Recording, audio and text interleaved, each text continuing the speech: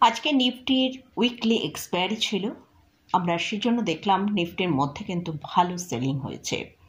Nifty closing টাইমে 157 point, Sensex 542 point এবং bank Nifty 144 point নিচে ক্লোজ দিয়েছে। এছাড়াও মিড ক্যাপ এবং স্মল ক্যাপ ইন্ডেক্সের মধ্যেও ভালো সেলিং এসছে। মিড ক্যাপ ইন্ডেক্স প্রায় 0.5% অর্থাৎ 346 পয়েন্ট এবং স্মল ক্যাপ ইন্ডেক্স 206 পয়েন্ট অর্থাৎ 1%-এরও বেশি একটা ডিক্লাইনে আজকে ক্লোজিং দিয়েছে। তো মার্কেটের মধ্যে এতটা সেলিং কেন এসেছে সেটা নিয়ে ডিসকাস করব। এর সাথে সাথেই আগামীকাল নিফটি ব্যাংক নিফটি কীরকম ট্রেড করবে সেটা নিয়ে আলোচনা করব। আর আইটি সেক্টরে আজকে একটা ভালো ডিক্লাইন এসছে, যেটা 2%-এর মতন। তো আইটি সেক্টর নিয়ে আলোচনা করব, তার সাথে সাথেই ইনফোসিসের গতকাল রেজাল্ট এসছে সেটা নিয়েও ডিটেলসে আলোচনা করব। চলুন তাহলে ভিডিওটা শুরু করা যাক। ভিডিও শুরু করার আগে বলি, চ্যানেলটি যদি সাবস্ক্রাইব না করে থাকেন তাহলে অবশ্যই চ্যানেলটা সাবস্ক্রাইব করে নেবেন আর পাশে থাকা বেল আইকনটা প্রেস করে রাখবেন। আমি ভিডিও আপলোড করার সাথে সাথে আপনাদের কাছে ভিডিওটা পৌঁছে যাবে। তো আজকে আমরা যেটা দেখলাম, নিফটি হায়ার নোটে ওপেন হয়ে সেখান থেকে হাই যেটা তৈরি করেছিল 25,246, অর্থাৎ গতকাল আপনাদের সাথে ভিডিও শেয়ার করেছিলাম যে যদি নিফটি 25,250-এর উপর ট্রেড করে সাস্টেন করতে পারে তাহলে একটা ভালো আপমুভ আসতে পারে। তো আজকে নিফটি কিন্তু যেটা হাই করেছে 25,246, অর্থাৎ 25,250-এর ওপর ট্রেড করেনি। তো সেখান থেকে আমরা কিন্তু নিফটির মধ্যে একটা ভালো সার্ভ সেলিং দেখতে পেয়েছি, যেটা নিফটি নিচের দিকে লো করেছিল 25,018, অর্থাৎ আজকেও কিন্তু নিফটি যে সাইকোলজিক্যাল লেভেল 25,000 তাকে সাপোর্ট রেখে ক্লোজিং টাইমে আমরা ক্লোজ পেয়েছি 25,062-তে। তো নিফটির মধ্যে আজকে আমরা প্রায় 157 পয়েন্টের মতন একটা ডাউন সাইড দেখলাম।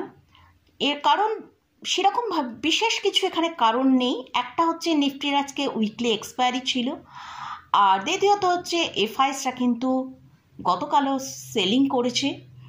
তাছাড়া আমরা সেরকমভাবে কোনো মার্কেটের মধ্যে যে সেলিং আসবে সেরকম কোনো কারণ দেখতে পাওয়া যাচ্ছে না, কারণ গতকাল আমরা দেখেছি ইউএস মার্কেটে ডাউন জোন বেশ ভালো হাই নোটে ক্লোজ দিয়েছে, ডিআইসরা ভালো বাই করেছে।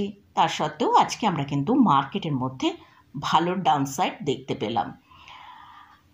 তো এবারে আগামীকাল নিফটি ব্যাংক নিফটি কীরকম ট্রেড করবে সেটা নিয়ে আলোচনা করব। নিফটির জন্য যে স্ট্রং সাপোর্ট এরিয়াটা আছে সেটা হচ্ছে 24,950 থেকে 25,000। তো আগামীকাল নিফটি আবার সেই নিফটি কিন্তু একটা রেঞ্জের মধ্যে এবার ট্রেড করবে, নিচের দিকে 25,000 থেকে 25,050 আর ওপরের দিকে 25,200 থেকে 25,250। এই রেঞ্জের মধ্যেই কিন্তু আবারও ট্রেড করবে। যতক্ষণ না এই রেঞ্জ থেকে যে কোনো দিকে ব্রেক করবে সেক্ষেত্রে আমরা বড় মুভ দেখতে পাবো। যদি রেঞ্জটা ব্রেক করে নিচের দিকে, যদি 24,950-কে ব্রেক করে নিচের দিকে ট্রেড করে তাহলে আমরা নিফটিকে নিচের দিকে 24,850 পর্যন্ত নিচের দিকে আসতে দেখতে পারি। আর যদি ওপরের দিকে 25,250-এর ওপর ব্রেক করে তাহলে নিফটি ওপরের দিকে 25,300 থেকে 350 পর্যন্ত একটা আপসাইড দেখাতে পারে। না হলে নিফটি যেরকম রেঞ্জের মধ্যে রয়েছে সেরকম রেঞ্জের মধ্যেই ট্রেড করবে। নিচের দিকে 25,000-এর কাছাকাছি এলে সেখানে বাই আসবে, আর ওপরের দিকে 25,200 কাছাকাছি গেলে সেখানে কিন্তু সেল চলে আসবে। কারণ নিফটির 25,200 হচ্ছে একটা রেজিস্ট্যান্স এরিয়া। 25,200 থেকে 250 এই জায়গার মধ্যে এলেই কিন্তু সেখানে একটা সেলিং চলে আসা রয়েছে। তো এটা গেল নিফটি নিয়ে আলোচনা করলাম। এবারে আসছি ব্যাংক নিফটি। ব্যাংক নিফটি আজকেও কিন্তু আমরা দেখলাম 57,000-এর ওপরেই ক্লোজিং দিয়েছে। ব্যাংক নিফটি আজকে কিন্তু আমরা দেখেছি যে হাইটা তৈরি করেছিল 57,300-র ওপর কিন্তু ট্রেড করেছিল, কিন্তু সেখানে সাস্টেন করতে পারেনি। ব্যাংক নিফটির মধ্যেও আমরা কিন্তু ভালো সেলিং আসতে দেখেছি। বিভিন্ন প্রাইভেট ব্যাঙ্কগুলো যারা 52-উইক হাই তৈরি করছিল, যেমন এইচডিএফসি ব্যাঙ্ক, আইসিআইসি ব্যাঙ্ক, এইসব ব্যাঙ্কগুলোর ভেতরে একটা প্রফিট বুকিং আসে। সেক্ষেত্রে আমরা দেখলাম ব্যাংক নিফটির মধ্যেও কিন্তু সেলিং এসেছে। তো ব্যাংক নিফটির জন্য যেটা স্ট্রং সাপোর্ট রয়েছে সেটা হচ্ছে 56,600 থেকে 56,700। যতক্ষণ না এর নিচে ব্যাংক নিফটি ট্রেড করছে ততক্ষণ কিন্তু সেভাবে কোনো সেলিং আসবে না। আর ব্যাংক নিফটি ওপরের দিকে যদি 57,300-র ওপর ট্রেড করে সাস্টেন করতে পারে তাহলে ওপরের দিকে আমরা ব্যাংক নিফটিতে 57,400 থেকে 57,450 এই ওপরের দিকের মুভ যেতে পারে। নাহলে ব্যাংক নিফটিও কিন্তু একটা রেঞ্জের মধ্যে ট্রেড করছে। নিফটি নিচের দিকে 56,800 থেকে ওপরের দিকে 57,250 থেকে 300 এই এরিয়ার মধ্যেই কিন্তু ট্রেড করছে। তো যদি লোয়ার লেভেলে আসলে ব্যাংক নিফটিকে বাই করা যেতে পারে, আর আপার লেভেলে 5250 থেকে 57,300-র কাছাকাছি এলে সেখানে একটা প্রফিট বুকিং আসতে পারে। তো মোটামুটি এটা গেল নিফটি এবং ব্যাংক নিফটি নিয়ে আলোচনা করলাম। তো আইটি সেক্টরটা নিয়ে ডিসকাস করছি। তো আইটি সেক্টরে এখন যেখানে ট্রেড করছে সেটা হচ্ছে 36,134। আজকে প্রায় আমরা 800 পয়েন্টেরও বেশি একটা ডিক্লাইন দেখতে পেয়েছি। তো আমি আপনাদের সাথে টিসিএস এর যখন রেজাল্ট এসেছিল তখন আইটি সেক্টরের যে জায়গায় ট্রেড করছিল মোটামুটি 37,800, 37,850 এই জায়গায় ট্রেড করছিল, তখনই আমি আপনাদের সাথে শেয়ার করেছিলাম যে আইটি সেক্টর নিচের দিকে মোটামুটি 36,000-এর কাছে আসতে পারে। তো আমরা মোটামুটি দেখতে পাচ্ছি এখন আইটি সেক্টরটা 36,000-এর কাছাকাছি ট্রেড করছে। তো এই আইটি সেক্টরে আজকে এতটা সেলিং কেন হয়েছে? গতকাল আমরা দেখেছি কোফোর্জ, পারসিস্টেন্স, এলটিআই মাইন্ডট্রি, ইনফোসিস এদের সবার রেজাল্ট এসছে। ইনফোসিসের রেজাল্ট নিয়ে আমি ডিসকাস করছি, শেষের দিকে ডিসকাস করব।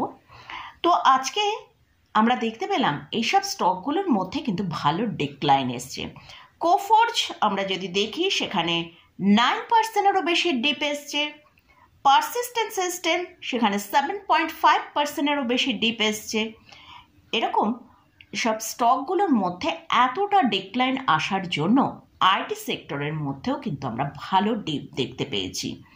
আর লার্জ ক্যাপ স্টকের যে ইনফোসিসে মার্কেট আওয়ার্সের পর রেজাল্ট এসছে, আজকে ইনফোসিসকে আমরা দেখলাম প্রায় 1.37% নেগেটিভে ট্রেড করেছে। তো এখন এই আইটি ইন্ডেক্সের যেটা সাপোর্ট রয়েছে সেটা একটা ছোট্ট নিচের দিকে যে সাপোর্টটা আছে সেটা হচ্ছে 35,500। তো আশা করা যেতে পারে যে এই জায়গায় হয়তো আইটি ইন্ডেক্স একটা সাপোর্ট নিতে পারে, কারণ মোটামুটি আমরা ম্যাক্সিমাম যে আইটি সেক্টরের স্টকগুলো আছে তাদের রেজাল্ট আমরা দেখতে পেয়েছি। এখনও কিছু কিছু স্টকের এখনও বাকি আছে রেজাল্ট আসতে। তো যাই হোক, আইটি ইন্ডেক্সের জন্য এখন যেটা স্ট্রং সাপোর্ট আছে 35,500। যদি 35,500-কে ব্রেক করে তাহলে নিচের দিকে প্রায় আরও 1000 পয়েন্ট নিচে এই আইটি ইন্ডেক্সটা আসতে পারে। এবারে আসছে গতকাল আমরা দেখেছি ইনফোসিসের মার্কেট আওয়ার্সের পর রেজাল্ট এসছে। তো সেই রেজাল্ট কীরকম এসছে সেটা আমরা একবার দেখে নেব।